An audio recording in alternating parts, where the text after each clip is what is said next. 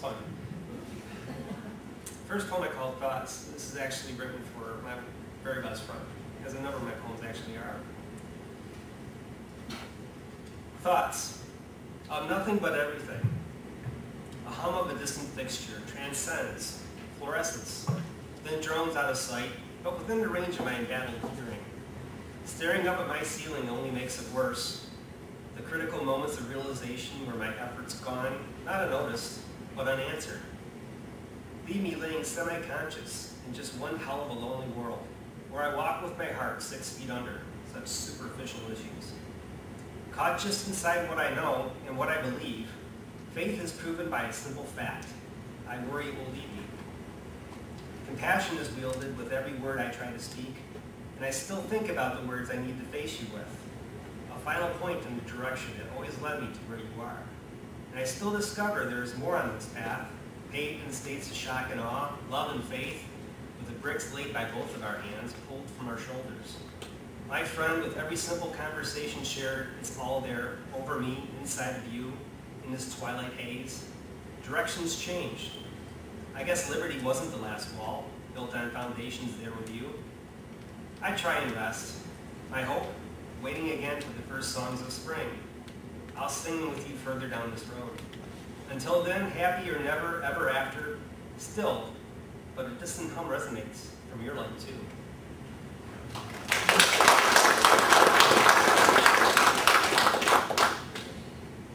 This one I called The Perfect Conversation, and I actually got the inspiration of this when I was at the theater with my family. On the screen was a coffee cup and a napkin, and it was coffee, rings of coffee stains. And it just sort of transcended itself into this right. Pouring out another conversation, shared over a table of sacrificial intent. We struggle to imagine just holding each other's attention, only to hope for what is left of our pretensions.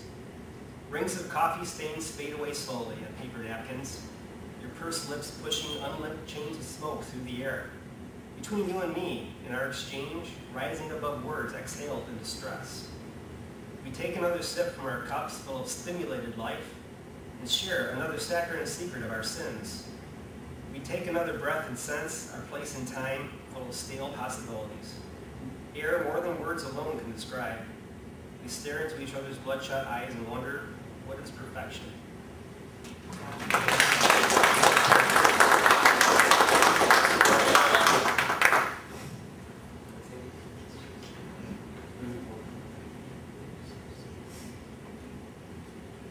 Okay. Next up, we have the first half of a husband and wife writing team. Jennifer Miller. Jennifer Miller graduated from the University of Michigan with a double major in English and Communications. Jennifer has always enjoyed reading and writing poetry. Currently a wife, mother, and retail manager, she still makes time for her two passions, writing and photography. Please welcome Jennifer Miller.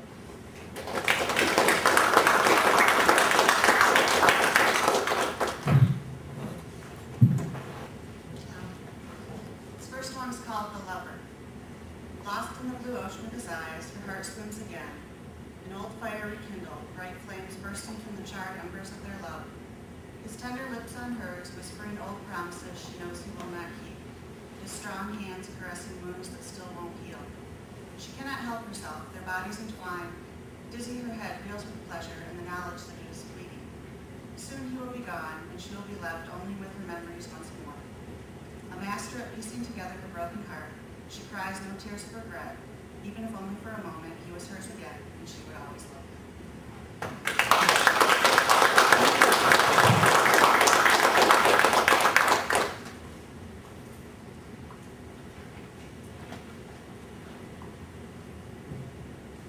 thought you were going to read the second one. I was just sitting over there waiting. Okay. Let's see. Next up we have Julie Muffet. Julie lives in Westland, has been writing poetry for 2 years now. Her poems are inspired mainly by everyday life, but she has also written a number of poems and haiku inspired by life and the life and writings of Emily Dickinson. Please welcome Julie.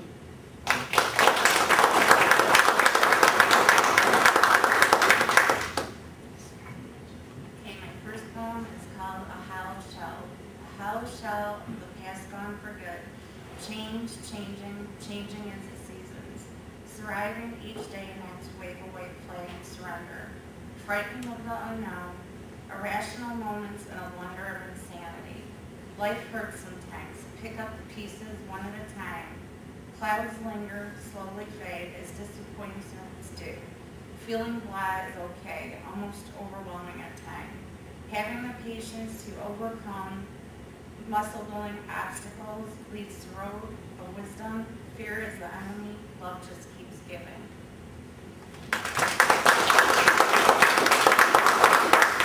And then my second poem is inspired by Emily Dickinson. It's called Emily in My Dreams. I walk the halls of an old Victorian home. A flame from a candle I'm holding flickers. Each corner I turn seems a little darker than the last. There is a chill in the air, but I do not feel cold. There is a warm and inviting presence here that inspires me. A woman dressed in white that keeps poems tucked away from the world and sews them into books. Tends to her beautiful garden of flowers with her beloved dog, Carlos, at her side. The nature around her makes her feel secure. As Emily plans out her next verse, I plan mine in my dreams.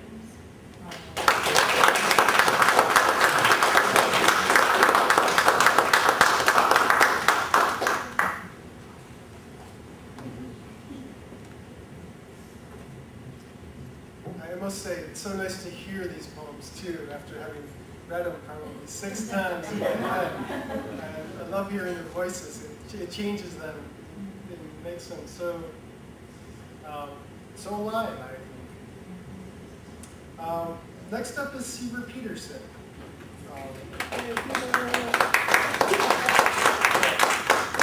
Geez, you get a round of applause before I even just give your bio.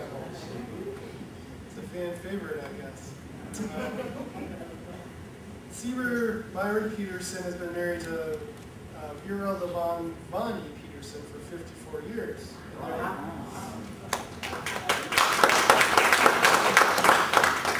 They are the parents of 3 married children with 10 grandchildren and 1 grandson-in-law. Seaver has a collection of 200 of his favorite poems written between 1973 and 2003, compiled for his grandchildren. He's currently working on his memoirs, which he hopes to finish this year. He's grateful to his family, friends, myself, the Writers' Workshop, Cheryl, and the Writers' Club for all the positive and helpful comments. Many of his poems were born from tragedy, accidents, serious health problems, and sorrow he experienced in the past 20 years. March Leaves a Zigzag in My Heart, which is in the collection, is one of them. Please welcome Seaver.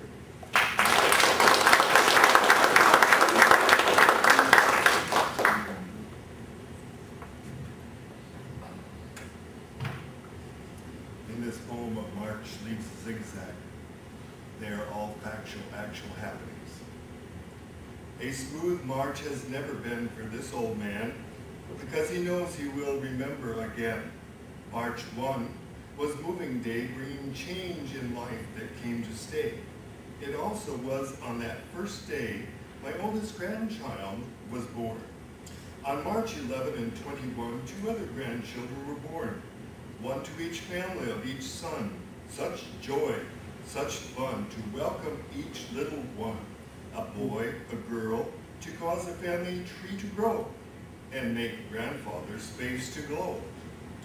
March 15 is the day that almost took my life away by an auto crash. Then the silence still in my head, as sure as life ends, was my thought, I'm dead. But no, a new start, because now March leaves a zigzag in my heart. The joys of birth, real nearness of death. In 2002, the day of March 25, 1 year, in a crash, our family lost 5. The grief and pain were everywhere, and we did recall on that same date, in 1999, my oldest brother died. Then the second one I have to read was inspired from this long winter and lots of snow. Spring is our time. Waiting for spring this year has been like waiting for a bus that is broken down.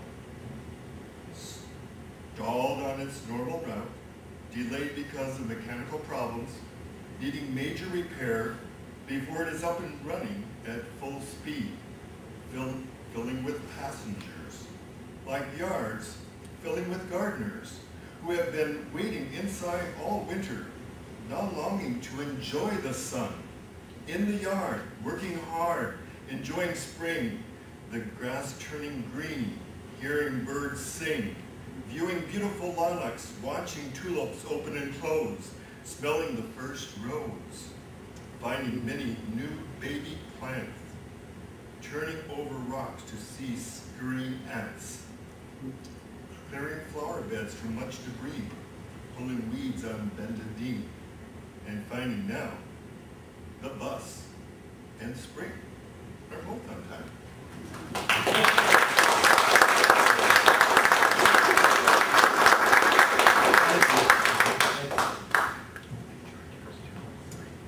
Okay.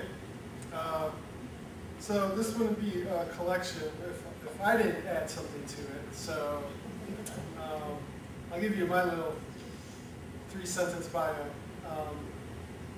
Andy Shook is a graduate of the Eastern Michigan University Creative Writing Program and the University of Michigan Information Science Program. He is a reference librarian here at the Westland Public Library. He's led several writing groups in his almost 4 years here. He continues to write and experiment with writing nearly every day.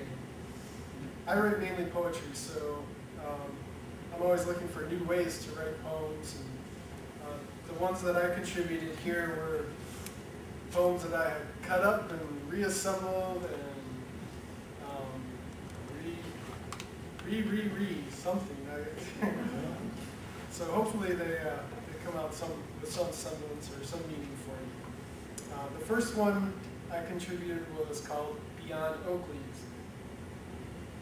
At the end, I'll get beyond oak leaves, hem and creep with my own beat and reactions in an institution, in my arrogance and reticence.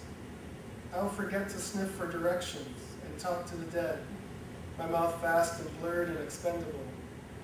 Moved by my dad mostly to wobble in the drain, to make myself gravel with the aegis, which will be disseminated into the soggy litter. His retreat refueling mother's ornate labyrinth, with each succeeding door shut through pictured forests, which come to mind when you retrace habits we grew like a little Russian dog crawling from the city, tangled in adult games and childhood insensitivity.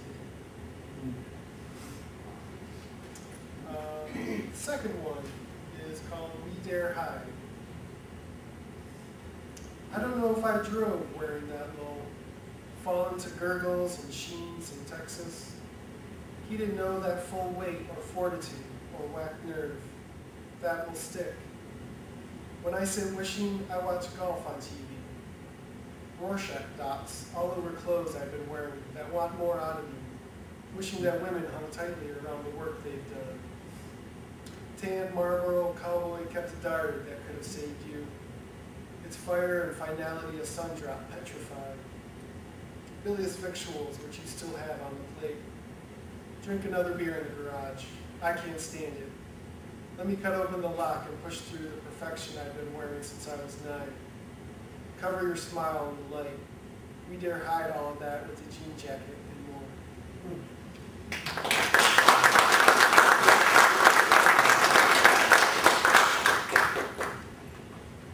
Okay, so if you have a copy of the book, you notice we don't have everybody here tonight. So JS here, she called me earlier and said, "You're gonna have it? It's been raining all day."